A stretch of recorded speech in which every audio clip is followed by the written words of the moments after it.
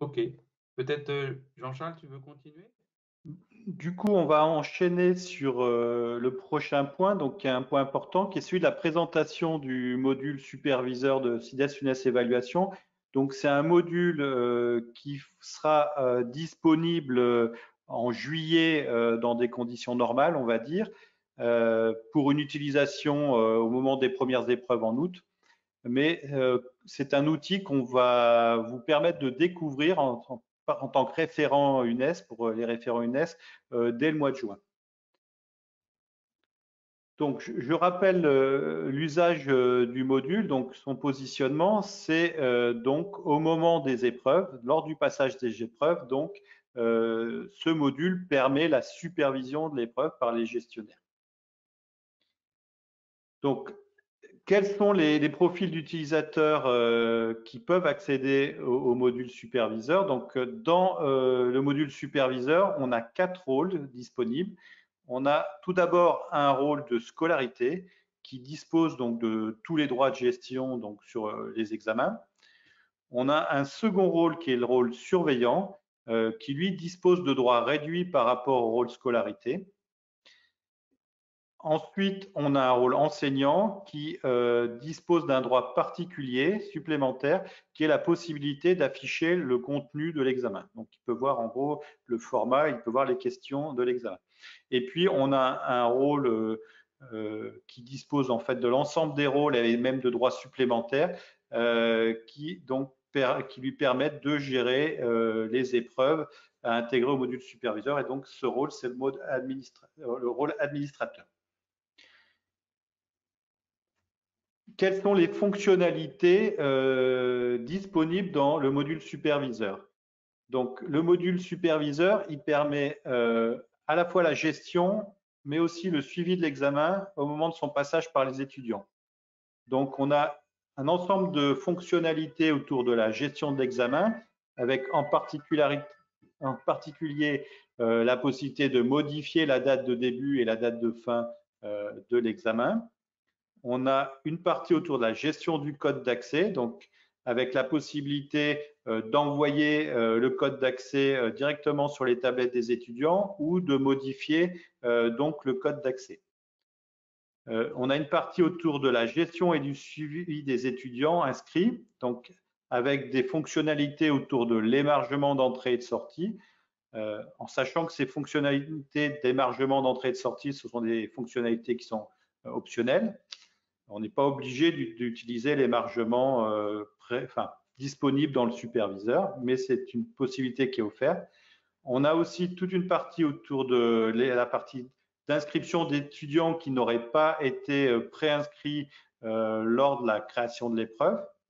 Et puis, une partie autour de la gestion du temps additionnel au cours de l'épreuve. À côté de ça, on a aussi des options qui sont disponibles pour la gestion des appareils, donc les tablettes en particulier. Donc là, à nouveau, on est sur un mode optionnel.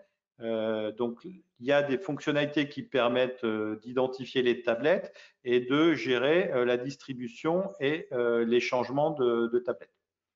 Enfin, on a une dernière partie qui est liée au suivi de l'avancement d'examen, donc qui permet de suivre individuellement ou collectivement la progression de l'examen par les étudiants. Donc, ça commence par le chargement de l'examen dans la tablette, la progression de la composition, le fait de savoir si les données de composition sont sauvegardées sur le serveur, de connaître aussi l'état de la connexion de l'appareil de l'étudiant et de son lien actif ou non avec l'application.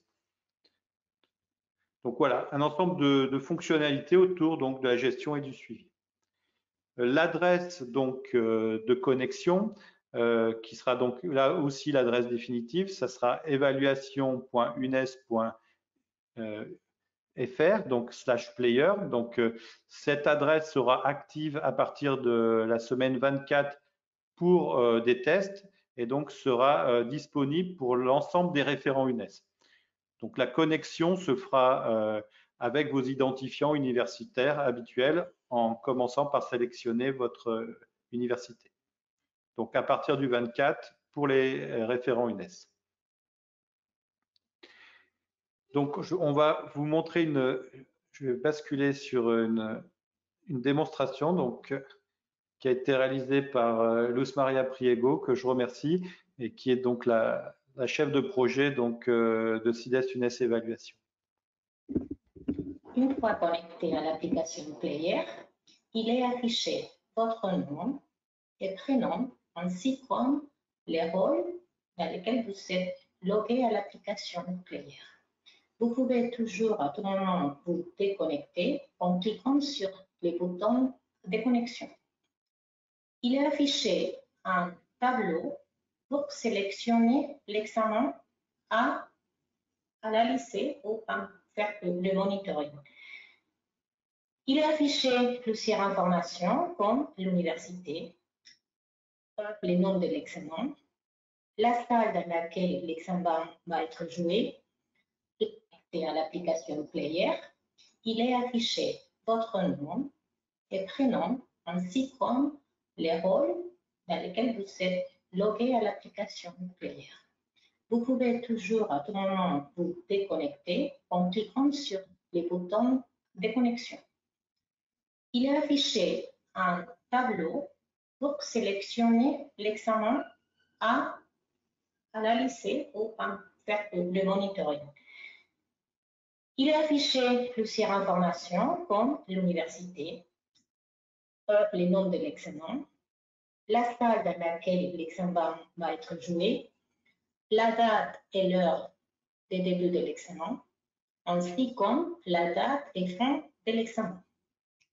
Dans tous les tableaux, il y a comme standard pouvoir afficher en ordonnant les différentes colonnes en cliquant sur le double flèche, ainsi que chercher des noms ou des dates ou des salles particulières. Vous pouvez aussi afficher plusieurs lignes. Il y a les cas où vous avez plusieurs examens à sélectionner. Vous pouvez cliquer sur « Continuer » pour afficher les tableaux de bord de l'examen. Ce bouton-là vous permet de revenir au tableau précédent.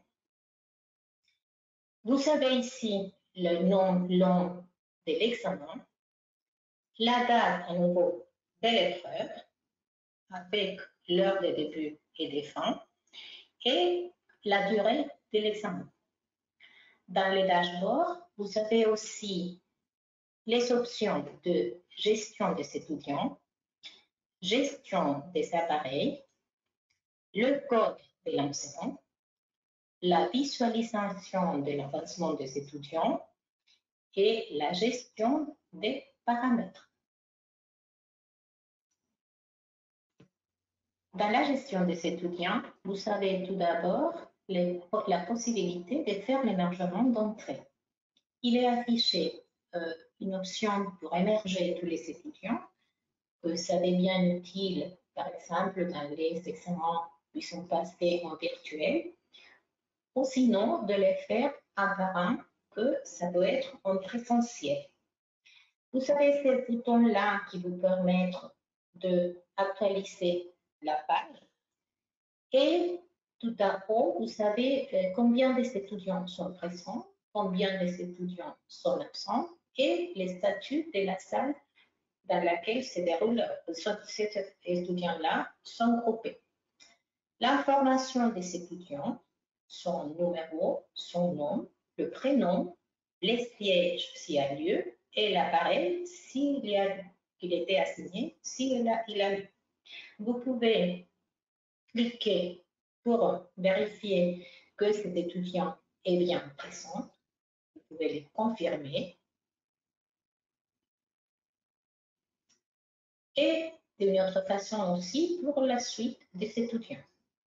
Dans la partie suivante, vous avez la liste d'émargement où vous avez les étudiants, comme la liste complète des étudiants et marqué en rouge les étudiants qui sont encore absents. Dans la partie d'émargement des sorties. Ils sont listés, tous les étudiants qui sont présents, pour pouvoir signaler qu'ils vont sortir de la salle. Et ce bouton-là va sauvegarder la date et l'heure des sorties. Ici, vous voyez la liste des étudiants qui ont sorti. Et dans cette autre option, vous avez la possibilité d'inscrire un étudiant qui n'est pas encore sur la liste pour présenter l'examen. L'information nécessaire, c'est l'identifiant de l'examen qui est donné de façon automatique, ainsi comme la salle. Vous devrez saisir les numéros de l'étudiant, que c'est normalement le numéro de matricule, son EBPN à travers laquelle l'étudiant va se connecter, son prénom, son nom, le siège, s'il y a lieu, la tablette, s'il y a lieu, et un commentaire pour justifier la raison pour laquelle cet étudiant a été inscrit manuellement. Vous cliquez sur « Confirmer » pour que cet étudiant soit bien ajouté à la liste des examens. Il puisse entrer à la salle et répondre à l'examen. Vous pouvez aussi consulter les étudiants en détail. Vous pouvez choisir s'il y a une liste assez longue. Vous pouvez cliquer ici, saisir les prénoms de l'étudiant et vous sélectionnez l'étudiant que vous voulez consulter et toute l'information qui est sauvegardée pour l'instant dans la base de données est affichée. Aussi, vous pouvez ajouter du temps, du rallongement de temps à l'étudiant en sélectionnant l'étudiant et saisissant combien de temps vous donnerez, par exemple, de plus. Et la raison pour laquelle vous avez ajouté le temps. Et vous cliquez sur « Confirmer ».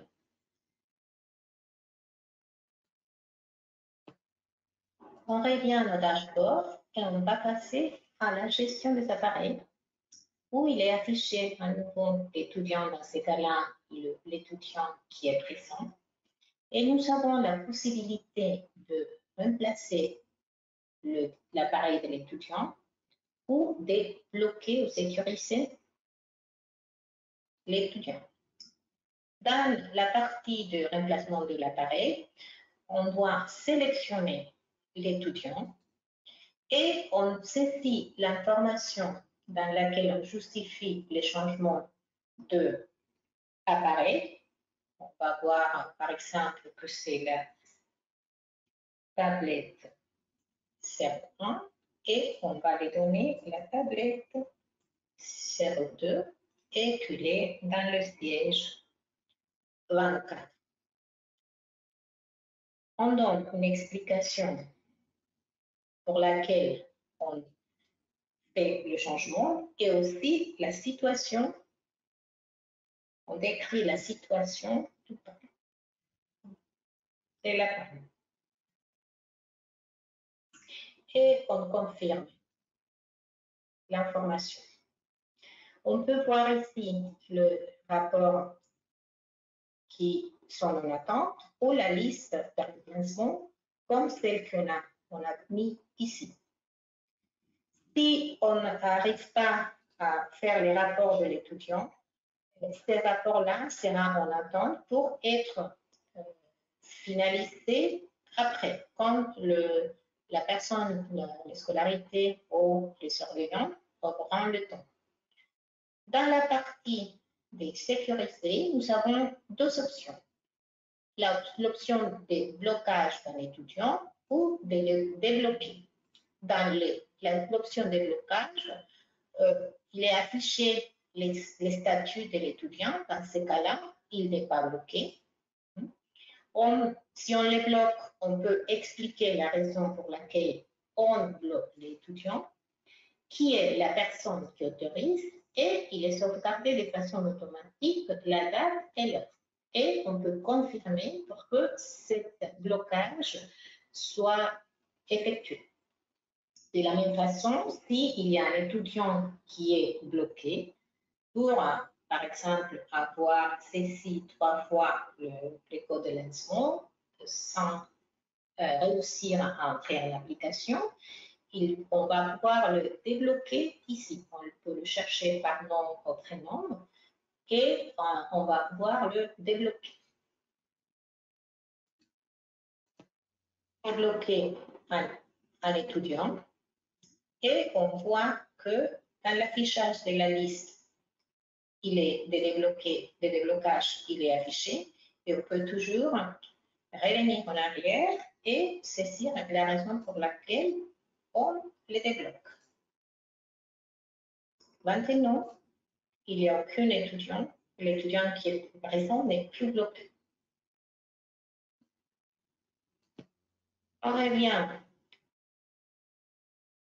au dashboard et dans la partie des codes de lancement, il est affiché les codes que doivent être envoyés aux étudiants pour pouvoir entrer à l'application et répondre à l'examen. Il y a 2 options. Soit on définit un nouveau code de lancement, ou soit on prend cette code de lancement qui était généré de façon automatique et on l'annonce. On peut choisir l'option d'envoyer les codes qui étaient générés de façon automatique et l'annoncer, ou de définir un autre code de lancement et s'écrire ici un autre code ou annuler. Et on revient au code qu'on avait auparavant et on peut revenir au dashboard. Nous avons ici plusieurs options à analyser dans notre tableau. La première, c'est la progression, c'est-à-dire l'avancement des étudiants en répondant à l'examen. Et c'est affiché par étudiant. Et ici, on voit aussi le statut global de la salle. Il nous donne aussi l'information de combien des étudiants sont en train de commencer à répondre, ceux qui sont en cours et ceux qui sont finis de répondre. Nous avons aussi l'option d'analyse de tas de réseaux. C'est que l'étudiant est connecté et il peut répondre à l'examen. L'autre affichage, ce sont les connexions, mais liées plutôt à l'application. Les précédents, c'est le réseau. Et celle-ci, c'est la connexion à l'examen. Ici, on voit par exemple qu'il n'est pas encore connecté. Une fois que l'étudiant entre saisit les codes de lancement, il va être affiché qu'il est déjà connecté à l'application. Dans la partie des téléversements, c'est indiqué si l'étudiant a déjà téléversé l'examen dans son appareil à lui. Il faut se rappeler que l'application a la possibilité de continuer à répondre, l'étudiant peut continuer à répondre même s'il est hors ligne. Cette information est importante parce que nous dit si l'examen est déjà dans l'appareil de l'étudiant et il peut continuer à répondre même si le réseau est coupé. L'autre option, c'est la sauvegarde de l'examen, c'est-à-dire que les réponses des étudiants ont été déjà synchronisées vers la base de données centrale et il a soumis l'examen. Ici, il nous indique que ce n'était pas encore le cas. On peut avoir dans les 2 cas le téléchargement et la sauvegarde, aussi soit sélectionner un étudiant, soit regarder la liste des étudiants qui n'ont pas encore soumis. On revient à notre dashboard. dans la gestion des paramètres, nous avons la possibilité de changer le paramètre des examens. Dans ces cas-là, pour l'instant, il est implémenté l'option de changer la date et l'heure de commencement. Ici, on sélectionne l'examen que l'on veut, qui est en train d'être joué ou dans lequel on est logué. On clique sur consulter et il est affiché toute l'information de l'examen. Ici, on peut, si on veut, changer l'heure ou la date de commencement ou de fin. On enregistre ou on annule l'option.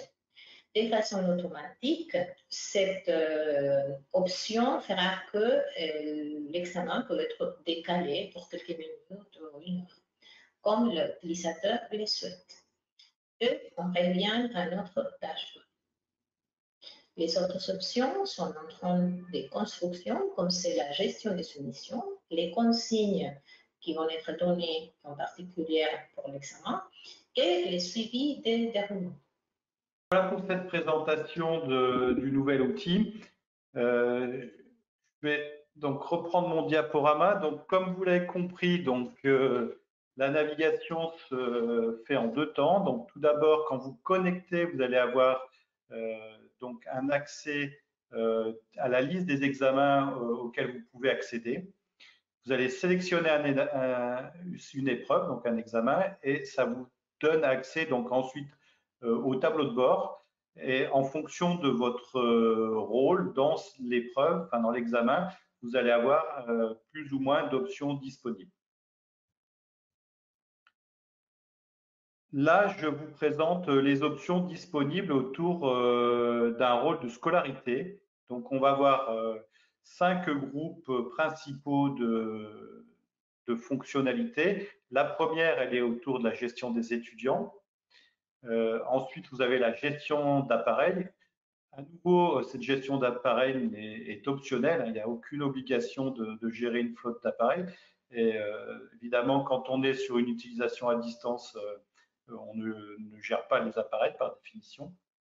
Ensuite, vous avez la partie de gestion du code de lancement, la partie de visualisation de l'avancement avec un certain nombre d'options et donc la partie paramétrage des examens, en sachant que, comme ça vient d'être dit, pour l'instant, au moment de l'épreuve, vous pouvez modifier, si vous le souhaitez, l'heure de début et l'heure de fin de l'épreuve en fonction des circonstances de l'épreuve.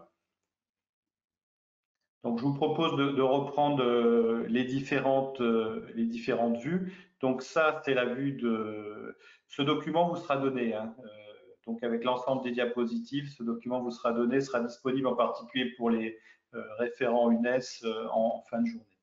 Donc, la première… oui. Excuse-moi de te couper. On a vu la vidéo, je pense que tu vas rentrer dans le détail. Il ne faut pas hésiter à intervenir. Bon, il y a quelques questions à l'intérieur. S'il y a des points qui vous paraissent pas clairs ou des remarques, sachant qu'on peut encore faire évoluer beaucoup de choses. Donc, n'hésitez pas à intervenir. Je vais bien poser une question. Abel Bellati, je veux savoir en fait la gestion des iPads. Est-ce qu'on a moyen d'importer en fait des groupes d'iPad dans ce module et comment se fait l'association entre les étudiants et les iPads? Est-ce que c'est une association automatique ou manuelle? Alors, en fait, il devrait être possible d'avoir les deux possibilités, c'est-à-dire de faire une préassociation dans le planificateur. Certaines facultés assignent nominativement, enfin en gros, des appareils à un étudiant donné. Donc, cette préassociation, elle pourrait être faite dans le planificateur. C'est-à-dire qu'au même titre qu'on peut, et là c'est une option aussi, assigner un siège à l'étudiant, dire tel étudiant il a telle place, on peut aussi préciser dès la planification l'appareil qui sera assigné à l'étudiant. Après, il y a un autre mode qui est envisagé, qui est celui de la distribution au fil de l'eau, c'est-à-dire sans tablette préassignée.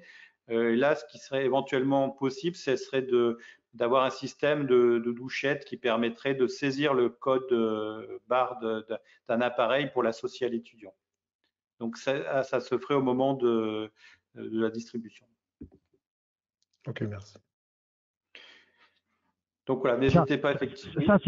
Ça, ce sera pas en juillet, hein, qu'on soit clair. Oui, c'est pas en juillet. C'est des modes de fonctionnement sur lesquels on travaille et sur lesquels on pourra aussi affiner le cahier des charges, mais ça, ce sera plus au moment de l'automne. Hein. En juillet, ce qui est disponible, c'est l'assignation, par contre, au moment de la planification. Ça, c'est prévu dans l'outil. Donc en amont. Est-ce que c'est possible d'avoir les liens exacts pour qu'on puisse gérer mes iPads, en fait, les profils que je vais pousser au niveau des accès web? Je sais qu'il faut autoriser évaluation UNES, on va pas rajouter slash studio, slash player, etc. Donc, est-ce qu'il y a moyen de dire, il y a une seule adresse, c'est celle-ci qu'on doit autoriser sur les iPads? Alors, en pratique, justement, on va vous donner accès courant juin, donc dans 10 jours, on va vous donner accès au player à la fois côté superviseur et côté examen. On va vous expliquer dans quelle modalité, mais donc vous allez pouvoir tester en local les deux interfaces, en fait. Et ça va vous permettre de faire des tests à la fois sur vos matériels et sur votre infrastructure réseau aussi. Donc, c'est ce qui est prévu au mois de juin.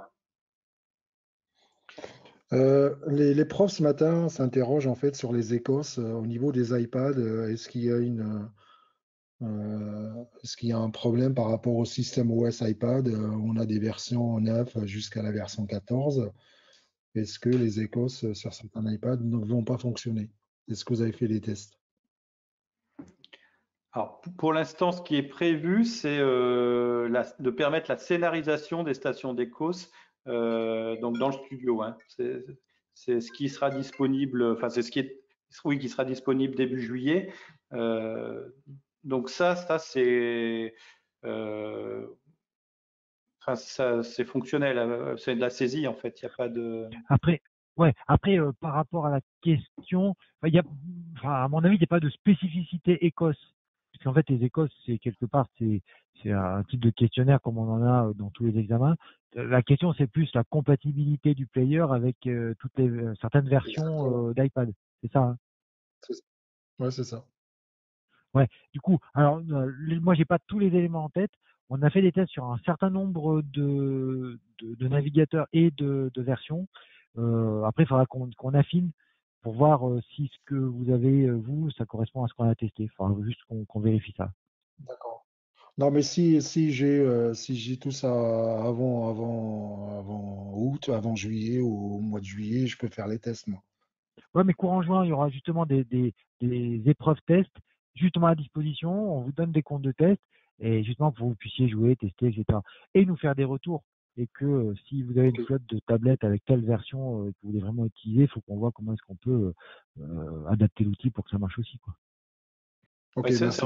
C'est vraiment l'idée derrière la mise à disposition des tests. Hein. C'est comme son nom l'indique, c'est fait pour faire des tests.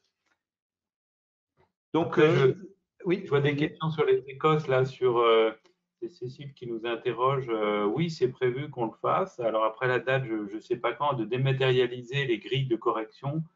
Après les modalités, tout ça, c'est à définir. Hein, effectivement, comment on identifie l'étudiant qui rentre dans la station, combien de temps ça prend, etc. Sur l'identification, je pense qu'on fait comme sur le papier. Hein. Moi, j'en ai fait la semaine dernière. J'ai une liste d'étudiants en papier, je l'aurai en tablette et quand l'étudiant y rentre, je clique dessus et je fais sa grille d'évaluation. L'étudiant n'a pas à s'identifier a priori, c'est à l'examinateur de s'identifier. Voilà, donc toutes ces questions-là. En fait, si je peux te permettre, on a l'ambition de mettre en place, alors pas dans les 15 jours, hein, qu'on soit clair, mais on a vraiment l'ambition de définir avec vous et de mettre en place un outil qui va être vraiment en appui de tout le processus au sens large des Écosses.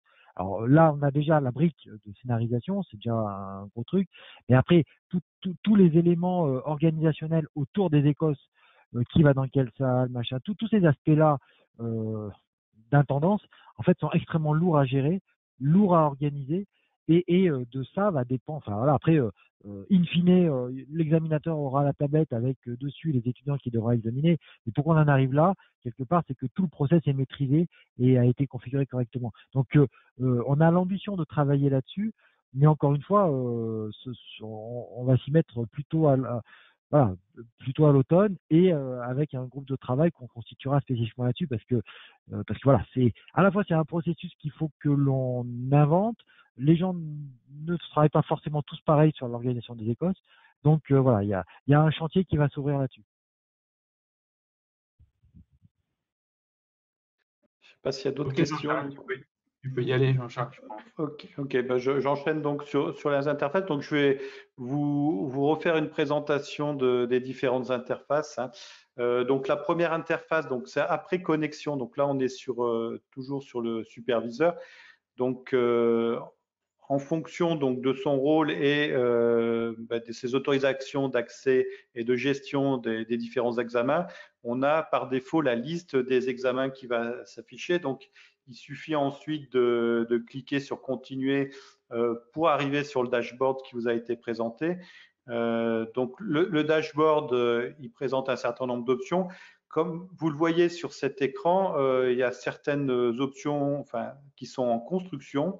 Donc, il y a des choses qui sont anticipées autour de la gestion des soumissions, des consignes, suivi des déroulements qui seront disponibles dans un second temps, donc qui sont dans la roadmap, mais qui pour l'instant ne sont pas présentes. Voilà.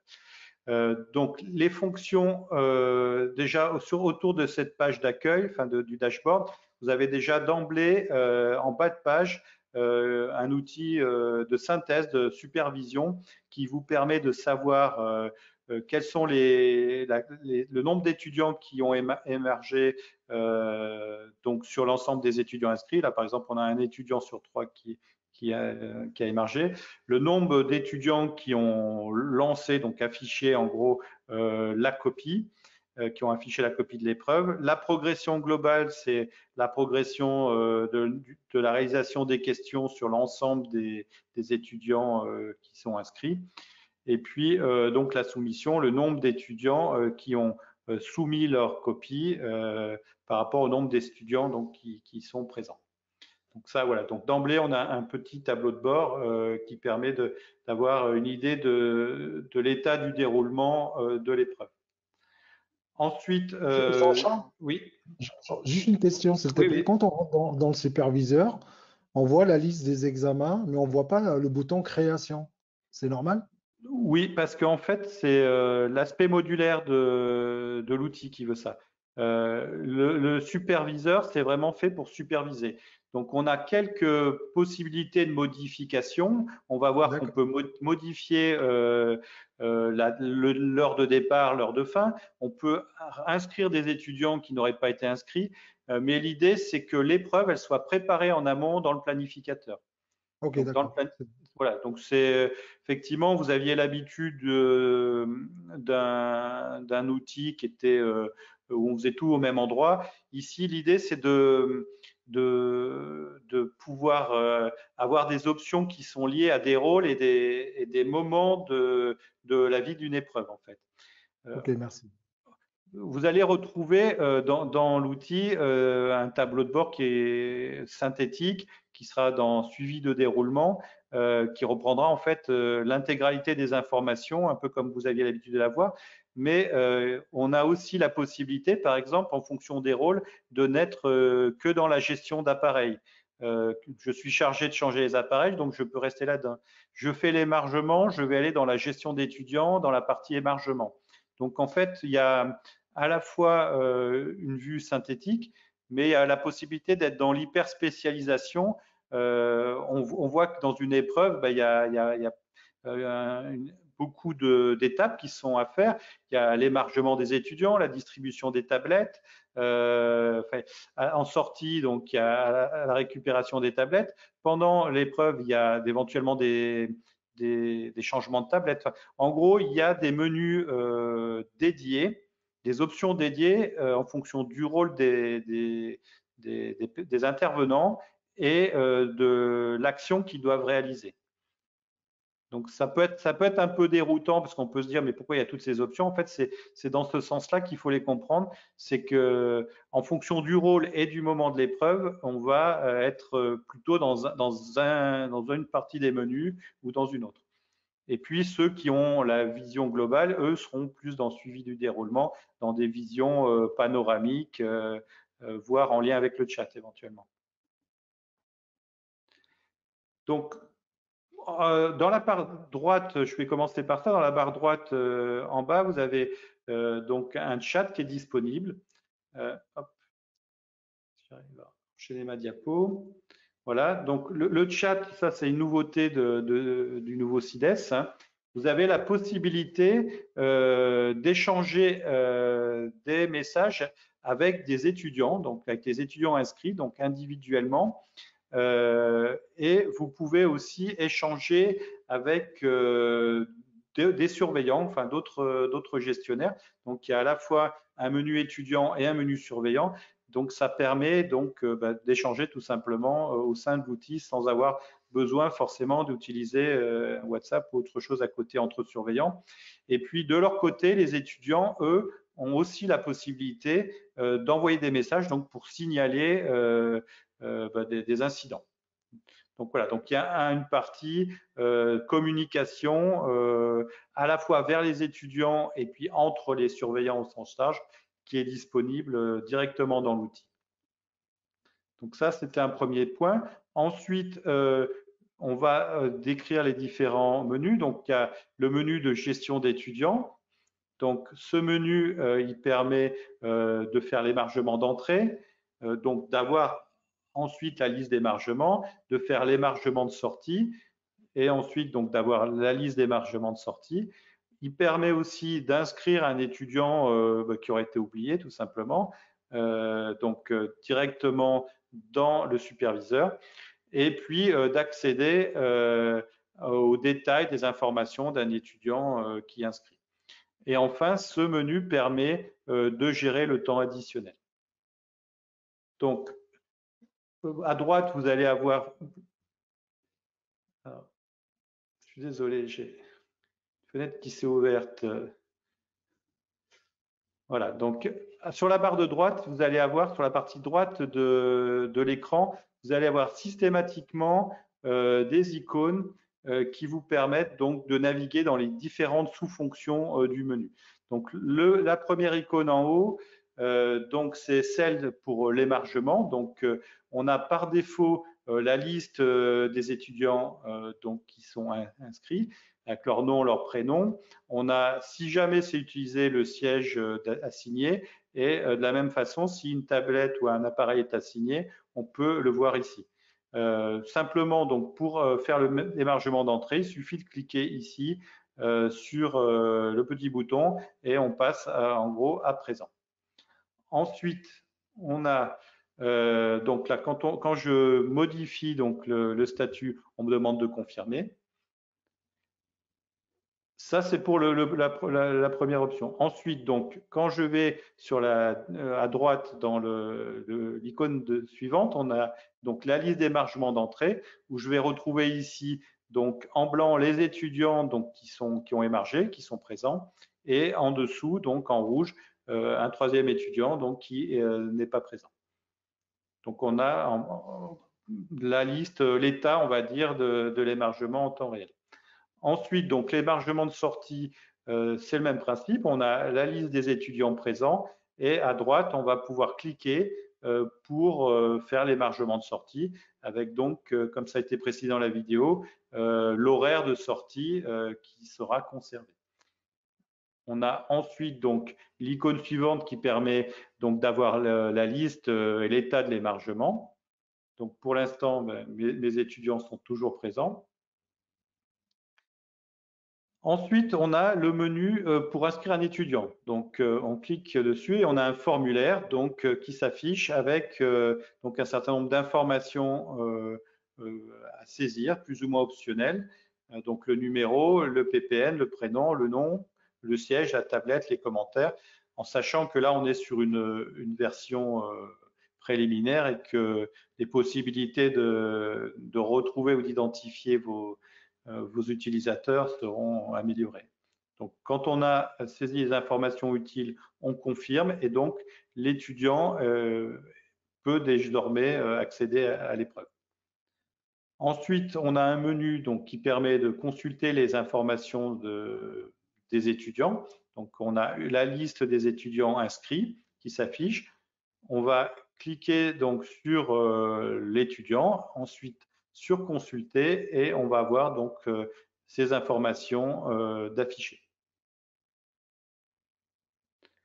La dernière partie donc, de ce menu de gestion des étudiants, c'est la possibilité de gérer le temps additionnel.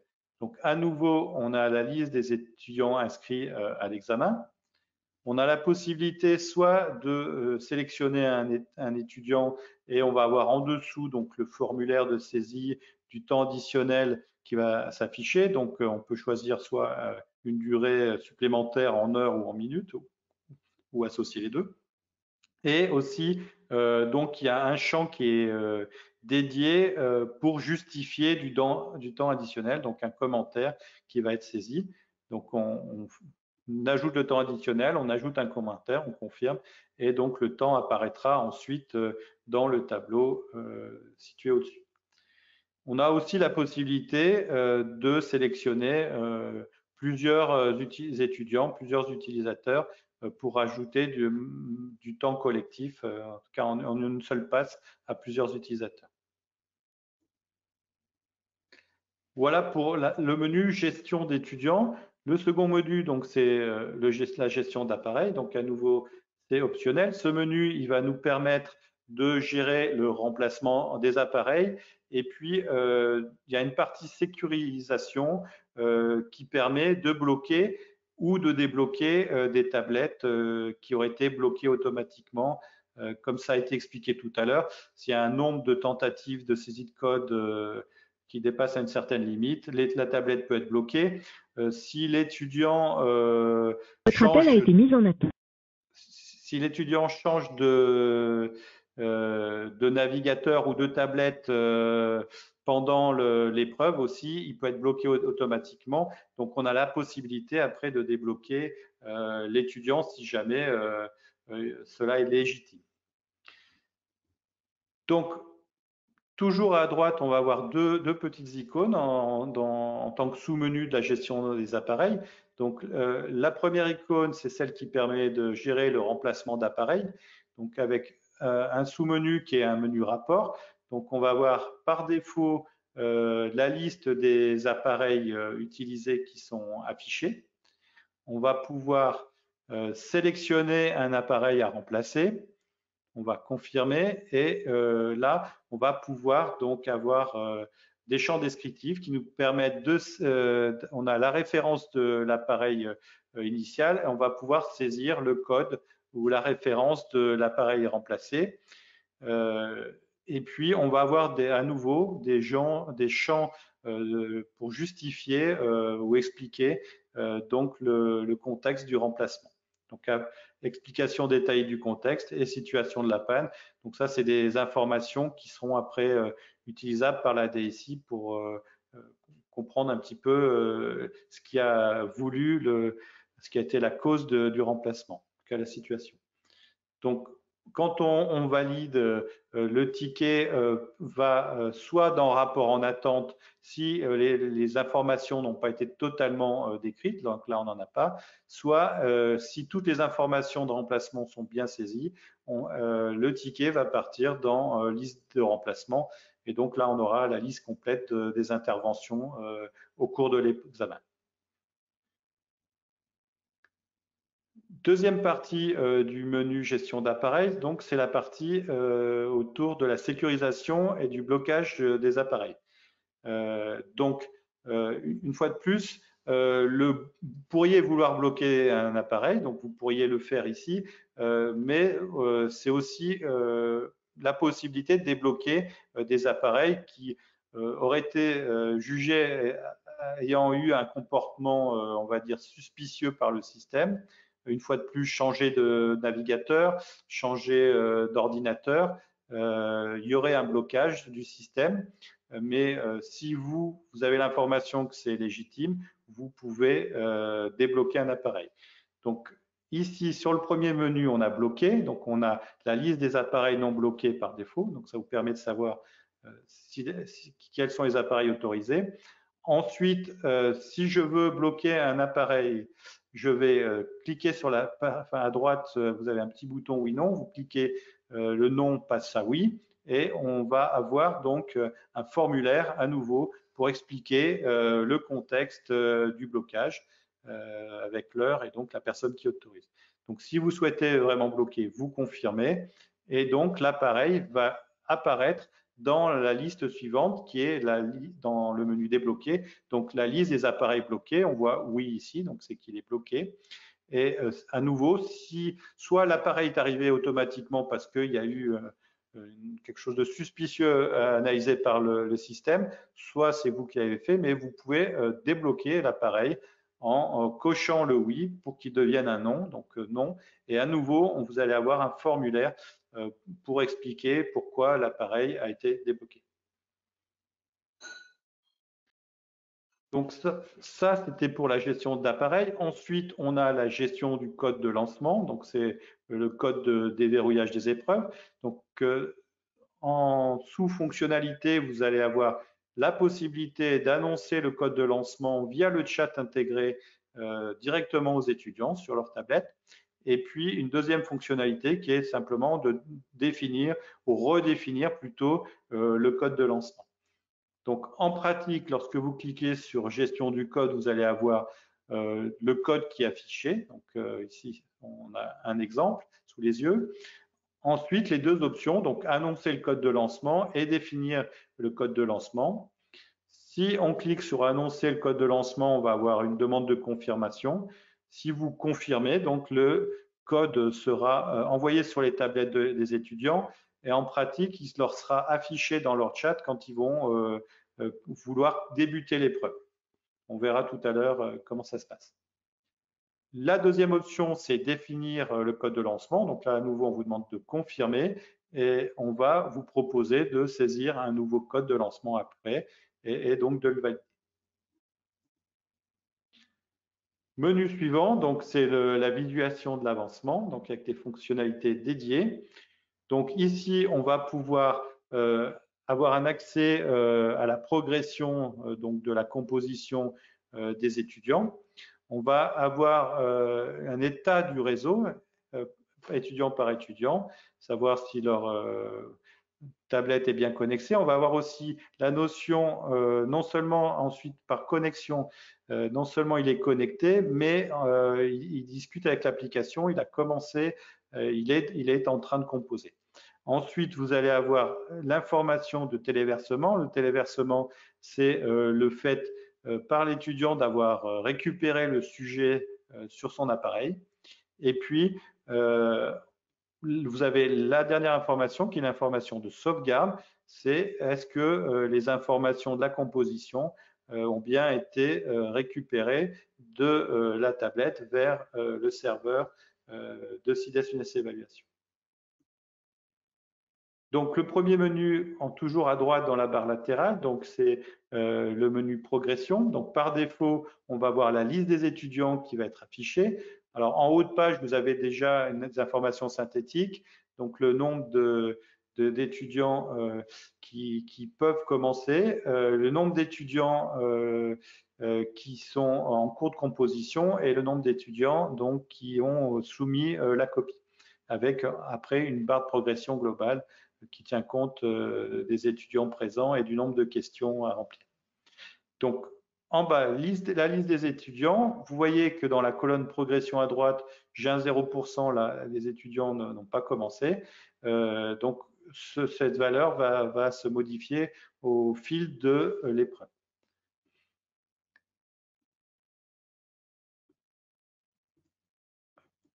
Voilà, donc menu suivant, donc c'est le menu état du réseau. Donc à nouveau la liste des étudiants et l'information du statut de connexion du réseau avec l'étudiant. Donc on sait si on est en communication avec l'appareil de l'étudiant. L'étape d'après, donc c'est la partie Olivier, ta caméra s'est allumée, je ne sais pas si c'était voulu. La partie suivante, donc, c'est le menu connexion à l'application. Donc, ça permet donc de savoir si l'étudiant est bien lié à l'application. Ensuite, on a la partie… Excuse-moi, je reviens là-dessus. Donc, je pense que c'est pas clair pour tout le monde. Il y a deux connexions, d'accord? Il y a la connexion au Wi-Fi de la tablette et il y a la connexion à l'application, c'est ça? Et Oui, le même terme. en fait, c'est deux choses différentes. C'est savoir si on est connecté, effectivement, si on va dire que l'information circule entre les deux. Et là, c'est si l'étudiant est autorisé à se connecter à l'application. Donc, on peut, à nouveau, on peut avoir des blocages éventuellement en fonction de détection de comportement.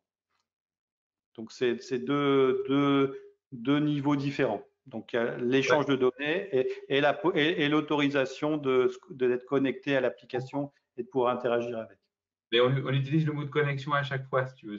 Alors, peut-être qu'effectivement, les termes seront effectivement à faire évoluer en fonction des retours. C'est vrai que c'est pas forcément très clair et explicite comme ça, oui. Donc, le menu suivant, c'est le menu de téléversement. Donc, c'est l'information, est-ce que l'étudiant a récupéré le sujet sur sa tablette? Là, ici, on voit que ce n'est pas le cas. Donc, les étudiants ne sont pas connectés et n'ont pas récupéré le sujet. Donc, on peut savoir ici si un étudiant donné a récupéré le sujet. Là, donc, en dessous, on a la liste des téléversements. Tout est rouge. Donc, effectivement, aucun des étudiants, des deux étudiants présents n'ont pour l'instant récupéré le sujet. Ils ne sont pas connectés en fait. Ils n'ont pas saisi le code. Ensuite, c'est l'information inverse, donc c'est le retour de l'information. Est-ce que donc les informations de la tablette sont bien remontées, de composition sont bien remontées sur le serveur? Là, on a des étudiants qui ne sont pas encore connectés, qui n'ont pas chargé le sujet, donc on n'a évidemment pas de données retournées vers le serveur. Donc, ce qui s'explique ici dans liste de sauvegarde, le surlignage en rouge de chacun des noms.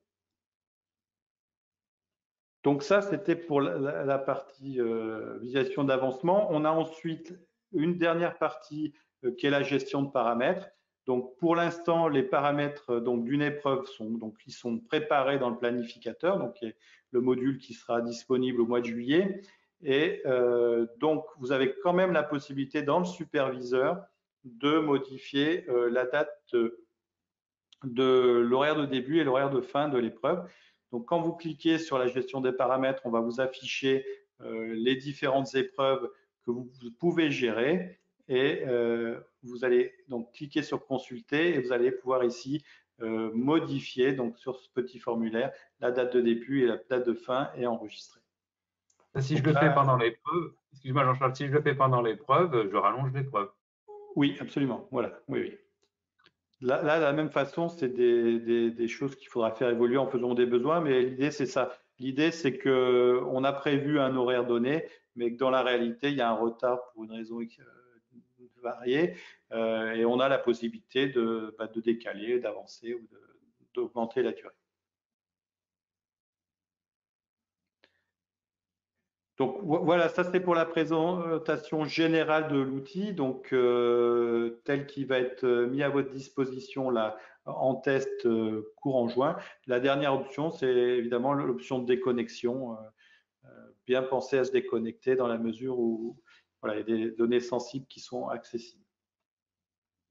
Voilà pour cette partie de présentation, première présentation du superviseur. Je ne sais pas s'il y a des questions du coup autour de… Oui, des réactions là, à chaud. Ça nous intéresse, hein, parce que vous avez compris que c'est en construction, donc on travaillera toujours avec les référents pour certains d'entre vous, d'autres qui ne sont pas référents. Donc l'idée, c'est que vous ayez vraiment envie d'essayer, quoi. Si on a réussi ça. Donc, ce qui est difficile aussi, mais merci Cécile de ton soutien par écrit. Effectivement, c'est toute l'équipe qu'il faut féliciter. Bon, pour l'instant, je pense que vous serez vraiment convaincus quand vous l'aurez entre les mains, ça c'est sûr. Il y a aussi un exercice qui n'est pas facile en essayant de vous mettre à votre place, c'est que c'est des modules qui sont indépendants. On n'en comprend pas trop le sens parce que quand on a envie de faire quelque chose, on se dit je crée l'épreuve, je fais mes choses, etc. Donc on chamboule un petit peu vos habitudes. Et sachez quand même qu'il y a eu une grosse réflexion autour de ça pour que ce soit vraiment, vraiment très opérationnel et quelque part un peu plus sécurisé aussi sur tout ce qui se passe.